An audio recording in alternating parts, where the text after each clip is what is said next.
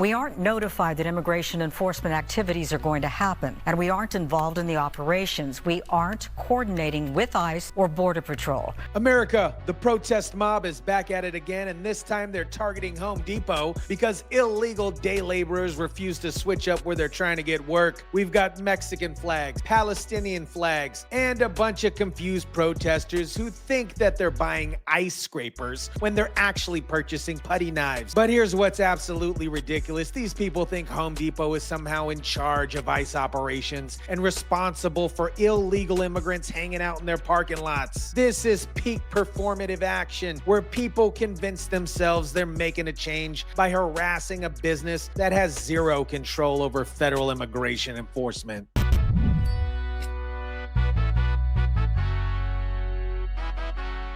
We've seen countless immigration raids at Southern California Home Depots, and immigrant groups are accusing the company of being complicit in the operation. What is up, guys? TYSON DELACRUZ here. Thank you so much for rocking with me. This entire circus is a complete waste of time by people who clearly don't understand how federal law enforcement works or what Home Depot does as an actual business. Let me break down this absurd scene where protesters are showing up waving Mexican flags and Palestine flags to protest at a home improvement store. Think about the logic here. You're protesting American immigration enforcement by waving foreign flags at an American business that sells tools and lumber. On this Black Friday, members from various immigrants' rights groups carried signs and expressed outrage in front of the Home Depot in Torrance. They were demonstrating on behalf of the day laborers and against ICE raids. The symbolism here is perfect. Foreign flags being waved to protest enforcement of American immigration law. These protesters are literally announcing their allegiance to other countries while demanding that American businesses obstruct American law enforcement. You cannot make this stuff up. Definitely. Yeah, we wanna scrape ice from our communities. And it's kind of symbolic, right? To use an ice scraper, buy it and try to collapse their system for a moment or for some time with the group of people that are witnessing and are willing to stay to stand up for the human rights of day laborers. Listen to this protester trying to explain their brilliant, amazing strategy, you guys. We want to scrape ICE from our communities. They think they're being clever with wordplay, but they're actually just disrupting a business that has nothing to do with immigration enforcement. It's like protesting the DMV by harassing McDonald's. We could not reach Home Depot for comment tonight, but its communication team has repeatedly told the media they do not cooperate with ICE agents and are not notified of raids. Now let's talk about Kathleen, who seemed a little out of breath during her interview, but was determined to make her moral stand known to the world. She's been shopping at Home Depot for 4 decades, but apparently just discovered that illegal immigrants sometimes gather in the parking lots. I've shopped at Home Depot for 4 decades. I've spent a lot of money at Home Depot, but not now. Not when Home Depot is not standing up for the human beings that keep our country alive and running. Here is my counter argument to Kathleen's emotional plea. Home Depot is a business that sells home improvement supplies, not an immigration enforcement agency. They don't control who hangs out in their parking lots any more than McDonald's controls who hangs out in their parking lot. If you want to protest immigration enforcement, go protest at the ICE headquarters, not in the lumber aisle. This was a more traditional protest in August after ICE agents flooded the Monrovia Home Depot parking lot, handcuffing workers waiting for jobs. One laborer who ran from the raid was struck and killed by an SUV, though DHS told us agents were not pursuing him. The fact that Kathleen is willing to end her 40-year customer relationship over something Home Depot doesn't control shows how effective the activist misinformation can be. She's been successfully manipulated into believing that retail stores are responsible for federal law enforcement operations. And here's where this protest gets even more ridiculous. These brilliant activists think they're buying ice scrapers when they're actually purchasing putty knives. Apparently, these folks aren't smart enough to know the difference between tools designed to remove ice and tools to design scraping paint and putting putty on the walls. What are you buying? An ice scraper. Nice. What are you guys buying?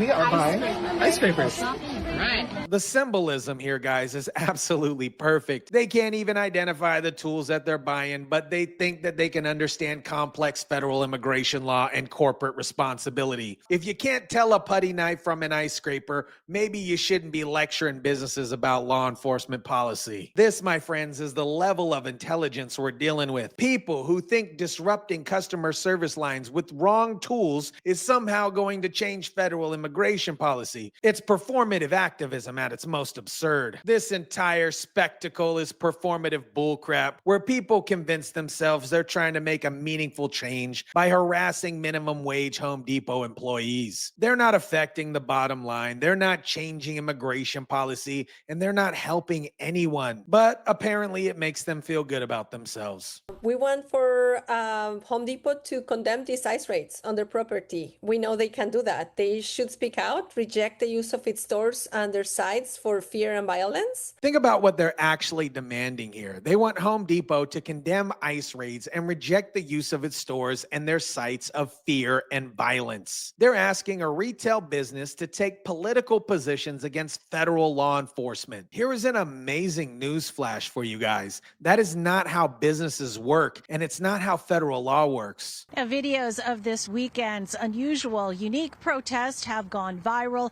The fact that their videos went viral just encourages more of this nonsense. They think viral videos equal meaningful change, when all they accomplish is disrupting a business and confuse customers who just wanted to buy home improvement supplies. Let me be clear about what Home Depot actually does and doesn't control. They sell tools, lumber, and home improvement supplies. They don't control federal immigration enforcement. They don't manage who gathers in public parking areas, and they're not responsible for ICE operations that happen near their stores. Home Depot has repeatedly stated they don't cooperate with ICE agents and are not notified of raids beforehand. But these protesters refuse to accept that explanation because it doesn't fit their narrative that evil corporations are conspiring with federal agents to hunt down immigrants. The company's position is completely reasonable. They're required to follow federal and local laws. They can't obstruct law enforcement operations, and they have no control who chooses to gather in publicly accessible parking areas. The group says it could do it again as it looks for creative,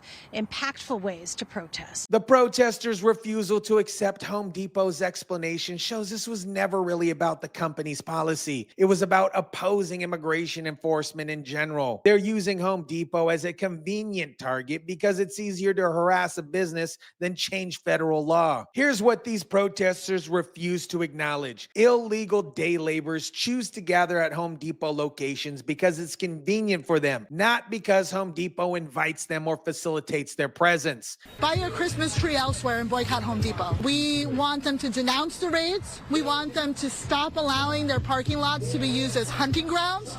We want them to provide safe spaces for day laborers and offer some recompense to the over 500 families whose lives have been shattered. These are public parking areas where people can legally stand, and Home Depot has no authority to remove people who aren't trespassing. If the day laborers want to avoid ICE operations, they could easily switch locations. They could gather at different businesses, public parks, or maybe even other areas. But they choose Home Depot because contractors and homeowners know to look for workers there. It's a market-driven decision, not a corporate conspiracy. The protesters are essentially demanding Home Depot become a sanctuary business that actively obstructs federal law enforcement to protect people who are working illegally. That is not a responsible expectation for a business, and it is not legally required. When ICE conducts operations near Home Depot stores, they're targeting people who are violating federal immigration law, not Home Depot customers or employees. The company is collateral to these operations, not a participant. It gives ICE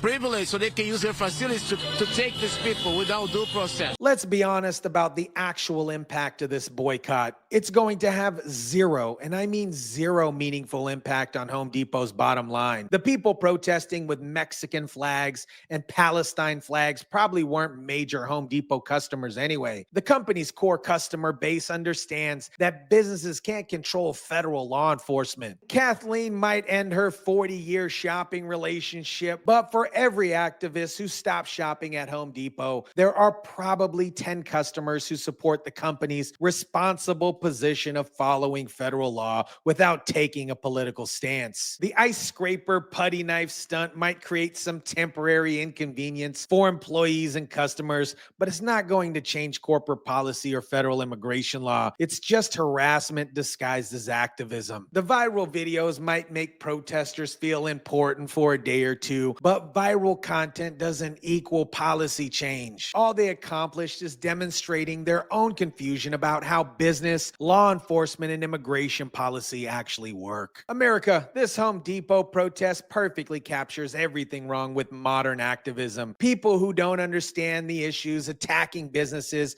that have no control over the problems they're protesting. You've got Mexican flags and Palestine flags being waved at a lumber store because illegal workers choose to gather in the parking lot. Kathleen's breathless moral crusade against a business that sells tools and lumber shows how activist misinformation can turn responsible people into confused protesters. The putty knife ice scraper confusion is a perfect metaphor for the entire protest. People who can't identify basic tools think they understand complex immigration policy and corporate responsibility. If you don't know the difference between a putty knife and an ice scraper, maybe don't lecture businesses about federal law. This performative activism convinces participants they're making meaningful change when all they're doing is harassing employees and disrupting customers who just want to buy home improvement supplies. Viral videos don't equal policy victories. Home Depot is not in charge of ICE operations, federal immigration enforcement, or who chooses to gather in public accessible parking areas. They're a retail business that sells tools, lumber, dishwashers, washing machines, not an immigration enforcement agency or a social service organization. The protesters' demands that Home Depot condemn ICE raids